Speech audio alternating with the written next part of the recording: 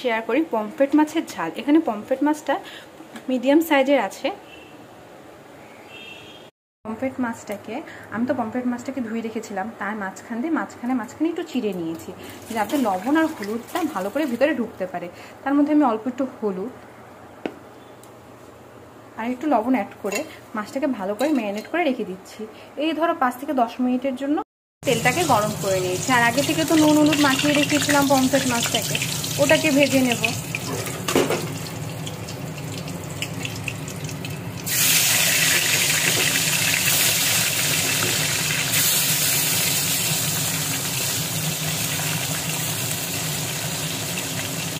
তুলে নিয়েছি।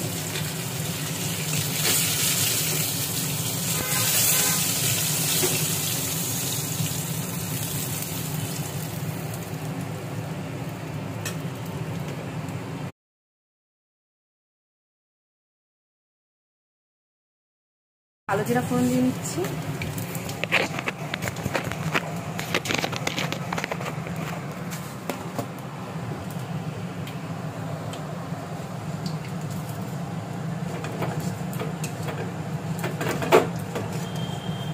মালাতি জুতা সেরে করে লোকটা বসে না না।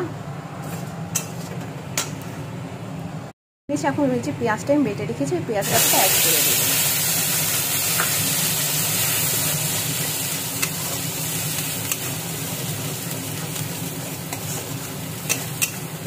ভাজা ভাজা হয়ে এসেছে। এর মধ্যে আমি জিরা গুঁড়ো আর হলুদ গুঁড়ো দিয়ে যে পেস্টটা বানিয়ে রেখেছিলাম সেটা অ্যাড করে দিলাম। কাঁচা লঙ্কা সেটা অ্যাড করে দিলাম। আর মশলাটাকে কষানোর জন্য পরিমাণ মতো জল দিয়ে দিলাম। এটা ভালো মতো কষে এসেছে।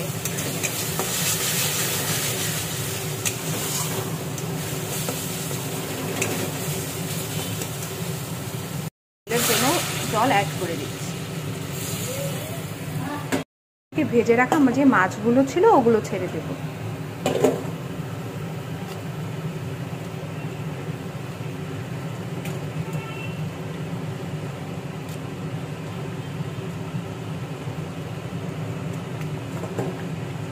ফুটে এসেছে।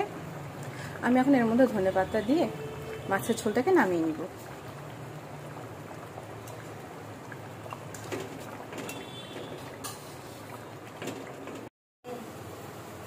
এই হচ্ছে আমার পমফ্রেট মাছের কারি।